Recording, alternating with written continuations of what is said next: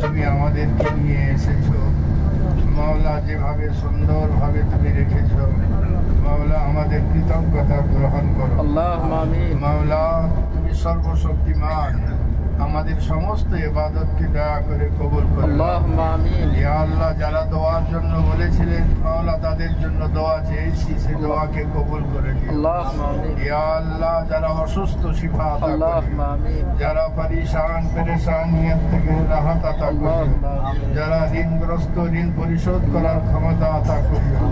মাওলা, সুস্থ সুন্দরভাবে যেন বাড়ি পৌঁছাতে পারি সে ব্যবস্থা গায়েব থেকে দয়া করে করে দিও। আল্লাহুম্মা আমিন। মাওলা, আমরা যারা আছি দুইটি বাসে মাওলা, সকলকে সুন্দরভাবে নিজের বাড়িতে ফিরিয়ে দিও। আল্লাহুম্মা আমিন। ওয়া হাক্কা লা ইলাহা ইল্লাল্লাহু মুহাম্মাদুর রাসূলুল্লাহ।